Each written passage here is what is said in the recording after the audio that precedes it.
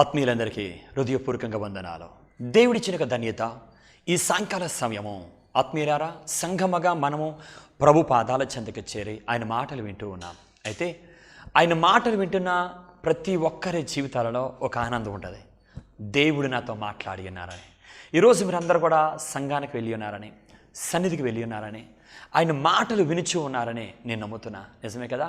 ఆయన మాటలు వినేవారు జీవితాలు ఆయన వెలుగుతో నింపబడతాయి, ఆయన మహిమతో నింపబడతాయి, ఆయన ప్రభావముతో నింపబడతాయి. నా ప్రియమైన ఆత్మీయులారా, గమనించండి.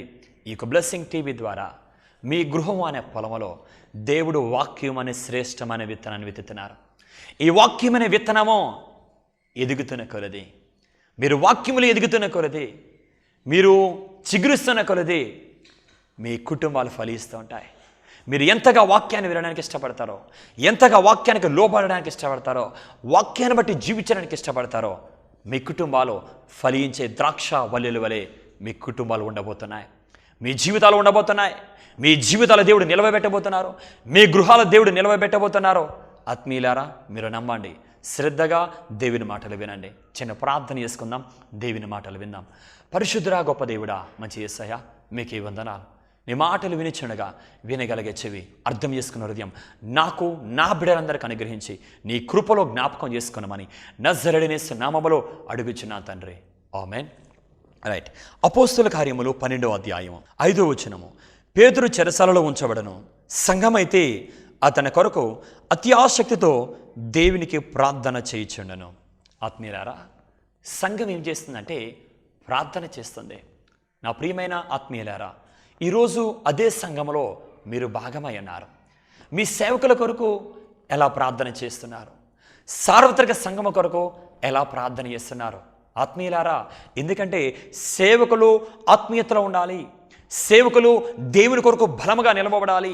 సేవకుల మీద ఎదురు చేస్తున్న, దాడి చేస్తున్న అపవాది శోధనలని దేవుడే ఆ శోధన నుంచి తప్పించాలి. సేవకులను నిలవబెట్టాలి, సేవకుల జీవితంలో విజయం ఇవ్వాలి, సేవకులను దేవుడు బలపరచాలి. నా ప్రియమైన ఆత్మీయులారా, గమనించండి. సేవకుల కొరకు ఎప్పుడైతే ప్రార్థన చేస్తామో, సార్వత్రిక సంఘం కొరకు ఎప్పుడైతే మనం ప్రార్థన చేస్తామో, మనకి జీవితాలలో విజయాలు చూస్తాం, సంఘాలలో విజయాలు చూస్తాము, సార్వత్రిక సంఘంలో ఒక ఉజ్జీవం చూస్తాం.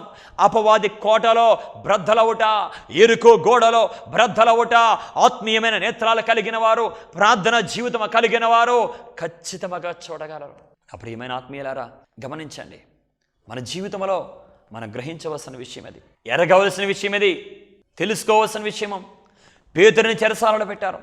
సంఘమంతా కూడి ఏకమై ఐక్యత కలిగి ప్రార్థన చేస్తున్నారు. నిజమే కదా?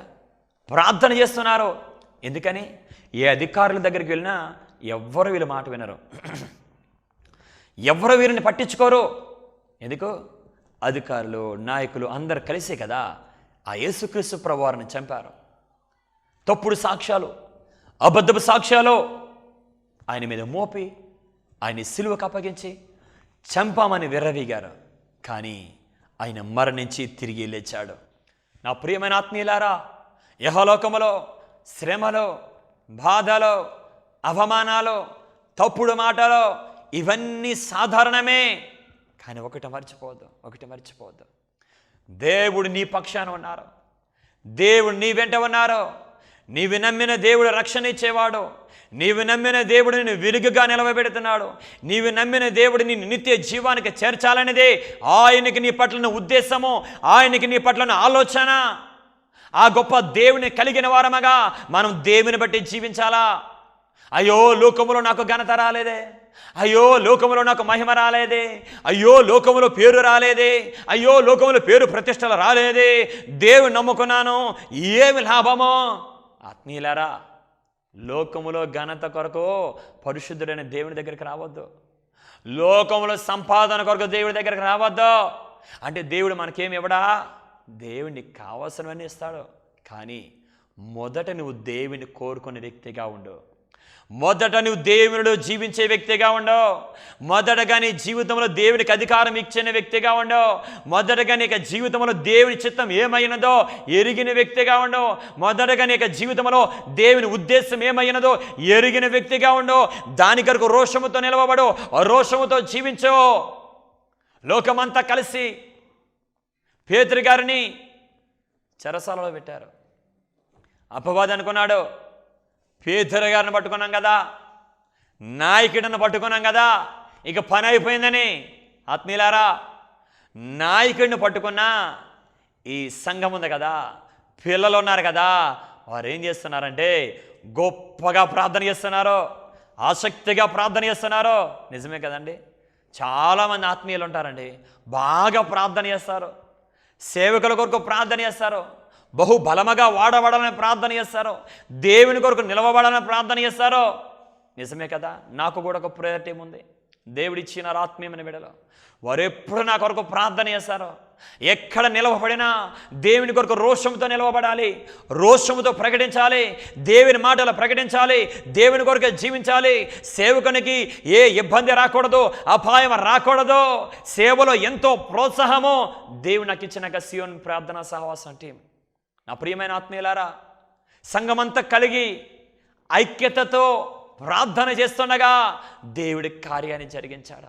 ఆత్మీయులారా, సంఘములో విభేదాలు ఉండకూడదు, సంఘములో గొడవలు ఉండకూడదు, సంఘములో దూషణలు ఉండకూడదు, సంఘములో మనస్పర్ధలు ఉండకూడదు. నా ప్రియమైన ఆత్మీయులారా, ఎక్కడ ద్వేషాలు ఉంటాయో, ఎక్కడ కోపాలు ఉంటాయో, ఎక్కడ మనస్పర్ధలు ఉంటాయో అక్కడ దేవుని కార్యాలు జరగవు. నా ప్రియమైన ఆత్మీయులారా, ఈరోజు మీ కుటుంబం అంతా సంఘానికి వెళుతున్నారు, కానీ మీ కుటుంబంలో ఉన్నవారు ఒకరంటే మరొకరికి పడదా, ఒకరంటే మరొకరికి కోపమా, ఒకరంటే మరొకరికి ఈర్ష్య, గర్వమా, అహంకారమా? నా ప్రియమైన ఆత్మీయులారా, ఇలాంటివి ఏమున్నా సరే మీ హృదయాలలో ఉంటే మీ గృహాలలో కార్యాలు చూడలేరు, మీ సంఘాలలో ఉంటే మీ సంఘాల దేవుని కార్యాలు చూడలేరని వాక్యం సెలవిస్తుంది కదా. మరి ఇంకెంతకాలం వాటిని మోసుకుంటూ తిరుగుతారు? ఇంకెంతకాలం కోపాన్ని మోసుకొని తిరుగుతారు? ఇంకెంతకాలం ఈ గర్వాన్ని కలిగి ఉంటారు? ఇంకెంతకాలం అసూయను కలిగి ఉంటారు? నిజమే కదా. ఆదికాండం చూస్తాం 4వ అధ్యాయంలో ఒక సంగమగా ఆదాము, హవ్వ, కయ్యేను, హేబేలు అందరూ సంఘానికి వెళ్ళారు. కానీ ఒక ఆయన లోకములో ఉన్నాడు. లోకమనే ఆలోచనలు, లోకమనే తలంపులు, లోకానుసారమైన బుద్ధి. ఎందుకని? ఆత్మీయులు ఎప్పుడు హృదయపూర్వకంగా దేవుని గణపరుస్తారు, దేవుని మహిమపరుస్తారు, దేవుని మాట వింటారో, దేవునికి లోబడతారో, వారి జీవితం అంతా దేవునికి అప్పగించుకొని దేవుని దగ్గర నమ్మకముగా ఉండడానికి వారు ఇష్టపడతారు. ఆత్మీయులారా, లోకానుసారమైన ఆలోచనలు, లోకానుసారమైన తలంపులు, లోకానుసారమైన కోరికలు కలిగి ఎప్పుడు ఆత్మీయుల మీదే మాట్లాడడం, విమర్శించడం, తక్కువగా చూడడం. ఆత్మీయులారా, నువ్వెంతగా లోకములో నువ్వు హెచ్చించుకుంటావో దేవుని దగ్గర తగ్గించబడతావు. నువ్వెంతగా లోకం ఉన్నతమైనది అనుకుంటావో, లోకములో నువ్వు గొప్ప అనుకుంటావో. కయ్యను అలాగ అనుకున్నాడు. నాకంటే గొప్పవారు లేడే, నాకంటే బలవంతుడు లేడే, నాకంటే తెలివైన వాడు లేడే. ఆత్మీయులారా, కయ్యను ఏమనాలి? దేవుడే నా బలము, దేవుడే నా తెలివి, దేవుడే నా ధైర్యము అంటే దేవుడు మెచ్చుకునేవాడు. నీలో అహంకారం ఉంటే దేవుడు ఎందుకు మెచ్చుకుంటాడు? నీలో గర్వం ఉంటే దేవుడు ఎందుకు మెచ్చుకుంటాడు? నీలో ఈర్ష్య ఉంటే దేవుడు ఎందుకు మెచ్చుకుంటాడు? ఆత్మీయులారా, మీరు సంఘాలలో ఉన్నారో, ఆత్మీయులని పిలువబడుతున్నారో, మీలో గర్వం ఉంటే, ఈర్ష్య ఉంటే, అహంకారం ఉంటే, కోపాలుంటే, క్రోధాలుంటే మీ ప్రార్థన దేవుడు వింటాడా? మిమ్మల్ని దేవుడు అంగీకరిస్తారా? మిమ్మల్ని దేవుడు చేర్చుకుంటాడా? కయ్యనుతో దేవుడు అదే అన్నారు, నీ ఆలోచన మార్చుకో, నీ బుద్ధి మార్చుకో, నీ ప్రవర్తన మార్చుకో, లేకపోతే ఇదిగో పాపము వంచిస్తుంది, నేను పట్టుకుంటుంది, లోకం పట్టుకుంటుంది. నువ్వు లోకములో నీ జీవితాన్ని చూసుకుంటున్నావు, లోకములో ఆనందాన్ని చూసుకుంటున్నావు, లోకములో సంతోషాన్ని చూసుకుంటున్నావు. ఆత్మీయులారా, గమనించో, దేవుని సన్నిధికి వచ్చేసాం కదా, రక్షణ పొందుకున్నాను కదా, ఇక నాకేంటి, తినడానికి తక్కువ లేదో, ఉండడానికి తక్కువ లేదో. దేవుడు అంటున్నాడు, ఓ వెర్రివాడా, ఓ ధనవంతుడు అలాగే మాట్లాడుకున్నాడట. తన ప్రాణముతో, నా ప్రాణమా తినుము, తాగుము, సుఖించము. ఆత్మీయులారా, మీరు ఎవరైనా సరే ఆత్మీయమైన జీవితాన్ని ప్రక్కన పెట్టి, సన్నిధి ప్రక్కన పెట్టి, పరిశుద్ధమైన నడవడిక ప్రక్కన పెట్టి, నాకేంటి తినడానికి ఉంది, ఉండడానికి ఉంది, పేరుంది అనుకుంటున్నారా? దేవుడు ఈరోజు ప్రత్యేకంగా నీతో మాట్లాడుతున్నాడు. నన్ను విడిచిన నీ జీవితము ఏం జీవితం అది? నాతో అనుబంధం లేని జీవితము ఏ జీవితం అది? నాతో నిబంధన లేని జీవితము ఏ జీవితం అది? కయ్యేనో ఏ జీవితం అనేది? సన్నిధిలో ఉన్నావు, నీ మనసు నా మీద లేదు. సన్నిధిలో ఉన్నావు, నీ హృదయంలో భయం లేదు.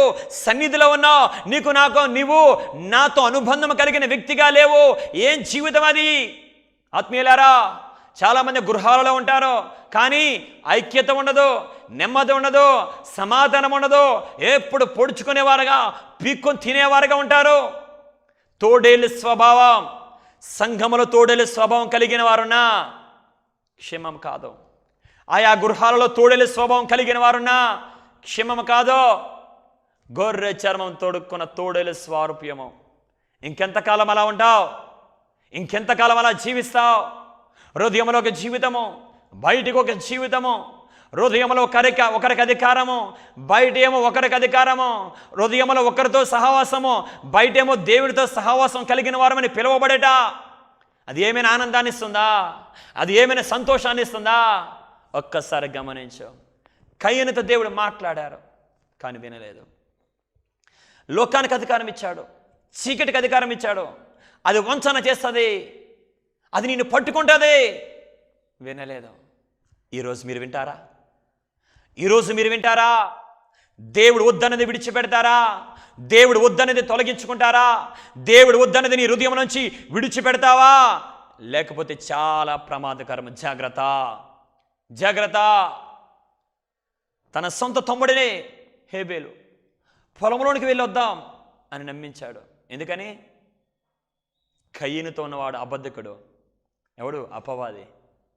అపవాదికి అధికారం ఇచ్చాడు కయ్యను. అబద్ధానికి జనకుడికి అధికారం ఇచ్చాడు కయ్యను. హలో, నీ జీవితంలో కూడా దేవుడికి అధికారం ఇస్తే నీ జీవితం బాగుంటుంది. నీ హృదయంలో దేవుడికి అధికారం ఇస్తే, దేవుడు నివసించే దేవాలయముగా నీ హృదయం ఉంటే నీ జీవితం అద్భుతంగా ఉంటుంది, నీ కుటుంబం అద్భుతంగా ఉంటుంది. నువ్వు దేవుని కృపలో ఉంటావు, నువ్వు దేవునిలో వర్ధిల్లే వ్యక్తిగా నీ జీవితం ఉంటుంది, నీ కుటుంబం ఉంటుంది.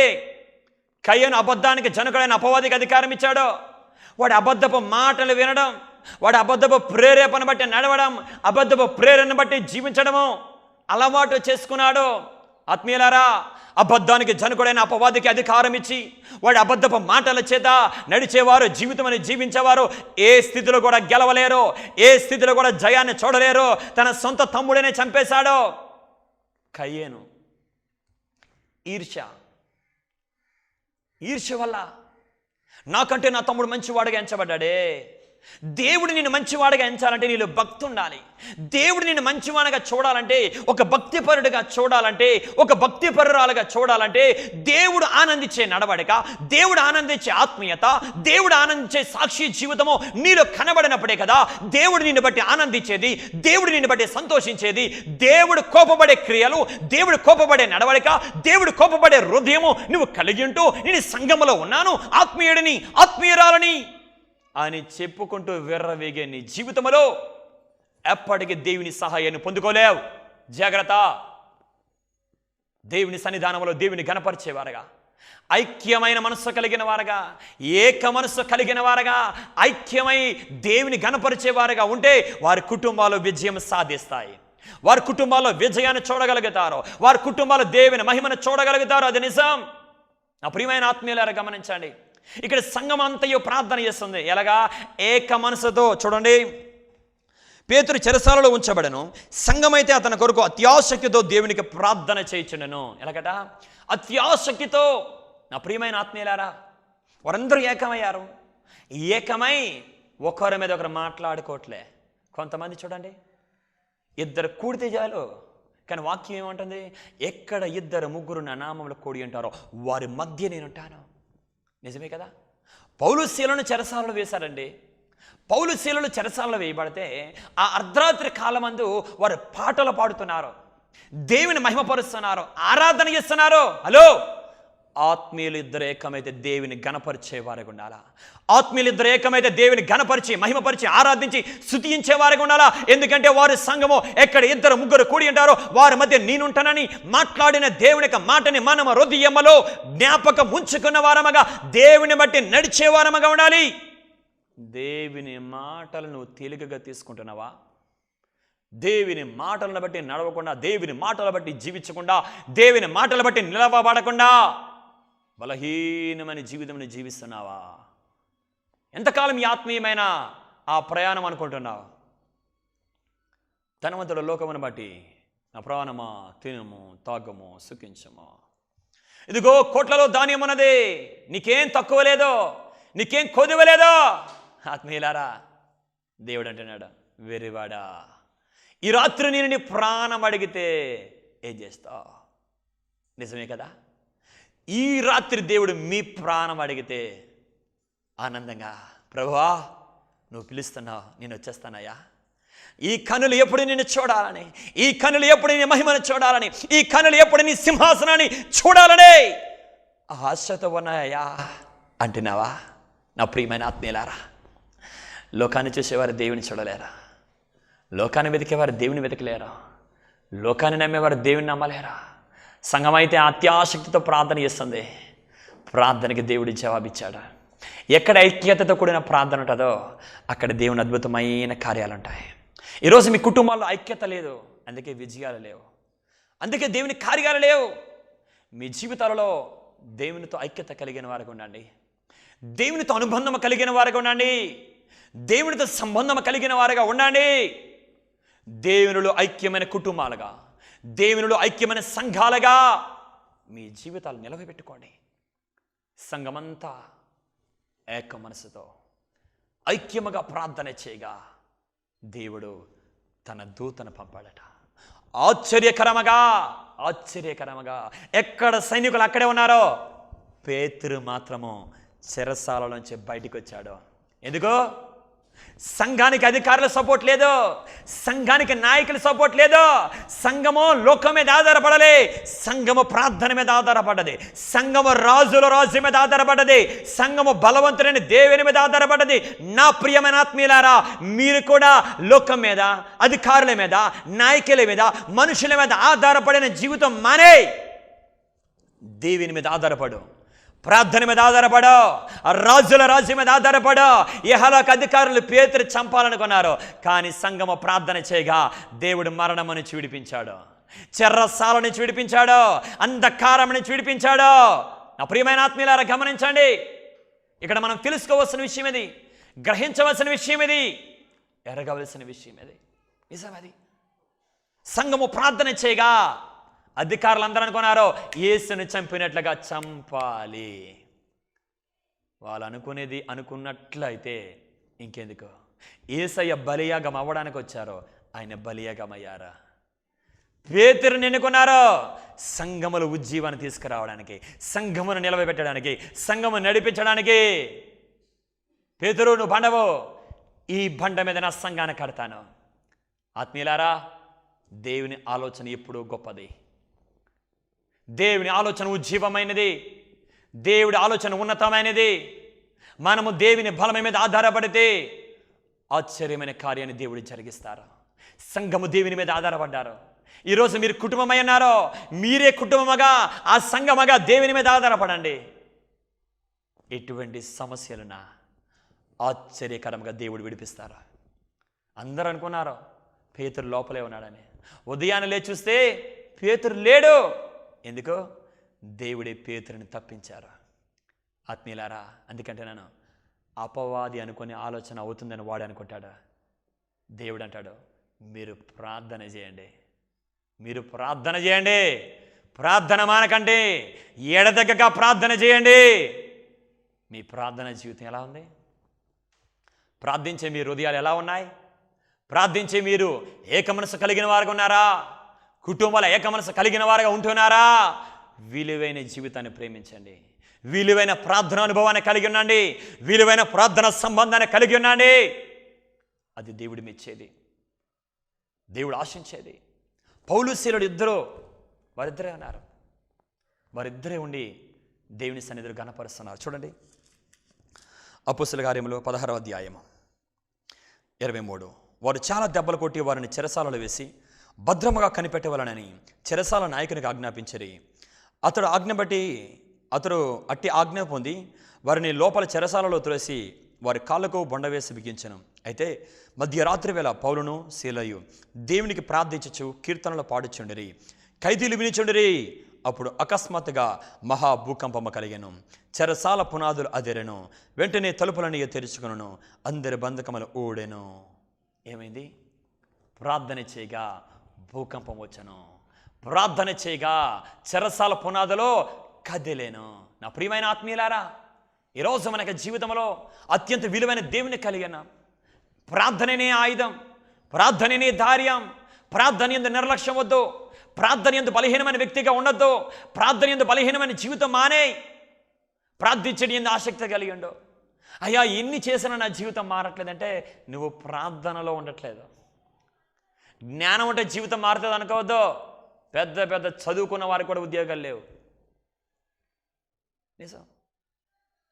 నాకు టాలెంట్ ఉంది అయినా అవ్వట్లేదు. ఆత్మీయులారా, నీ మీద దేవుని కృప ఉండాలా, దేవుని సన్నిధిలో నువ్వు ఉండాలా, దేవుని దగ్గర నమ్మకంగా నువ్వు ఉండాలా, దేవుని దగ్గర ప్రార్థించే వ్యక్తిగానే ఉండాలా. అయ్యా, ఇది నా పరిస్థితి, అయ్యా ఇది నా కుటుంబ పరిస్థితి, అయ్యా నేను ఎలా ఉన్నానో, అయ్యా నేను ఈ స్థితిలో ఉన్నానో. సంఘం ప్రార్థన చేస్తున్నారు, పౌలు శీలల ప్రార్థన చేస్తున్నారు. సంఘ ప్రార్థనకు దేవుడు జవాబిచ్చారు. పౌలు శీలల ప్రార్థనకు దేవుడు జవాబిచ్చారు. ఆ చెరసాల నాయకునికే దేవుడు రక్షణ ఇచ్చాడు. నీలో ఐక్యత ఉంటే, నీలో ప్రార్థన ఉంటే, నీలో ఆరాధించే జీవితం ఉంటే నీ ద్వారా ప్రభావము ఎదుటి వారిని కదిలిస్తుంది.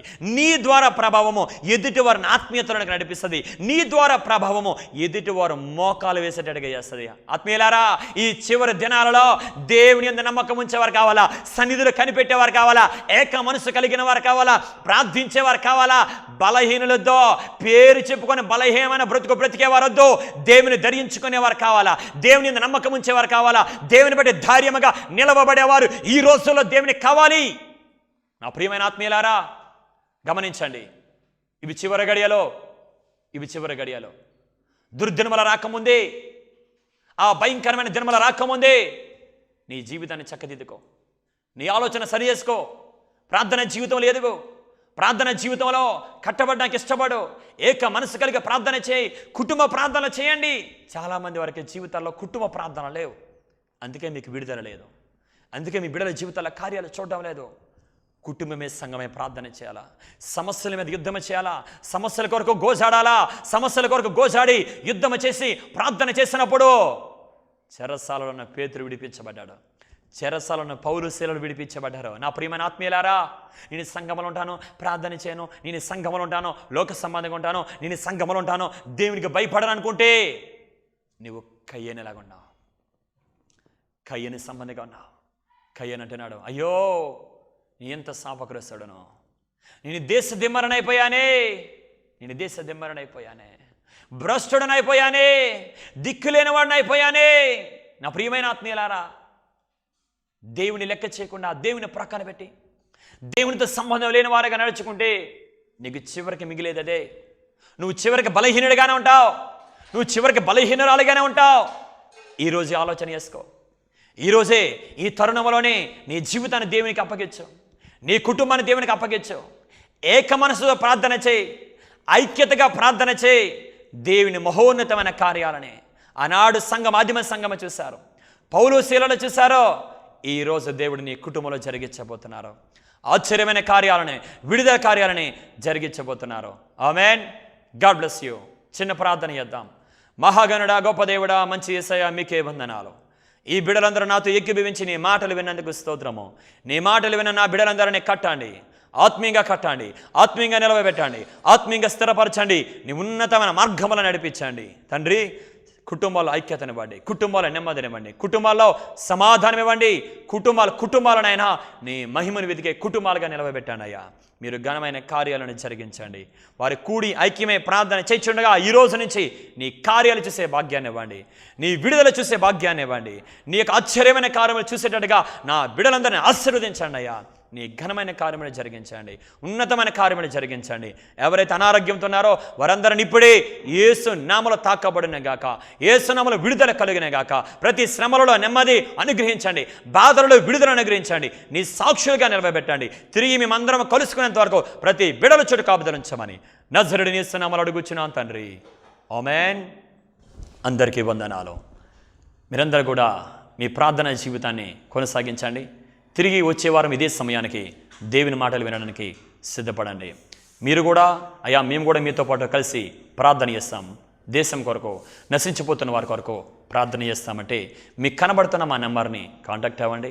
ఎవరైనా మా కొరకు ప్రార్థన చేయండి అయ్యా, మా కుటుంబాలు ఈ పరిస్థితి, నేను ఇలా బలహీనంగా ఉండిపోతున్నాను, నా కొరకు ప్రార్థన చేయండి అన్న ఆ కాంటాక్ట్ నెంబర్కి మీరు ఫోన్ చేయండి. మీ కొరకు ప్రార్థన చేయడానికి ఇప్పుడు సిద్ధంగా ఉన్నాం. God bless you. దేవుడి మీ అందరిని దీవించుగాక. అందరికీ వందనాలు.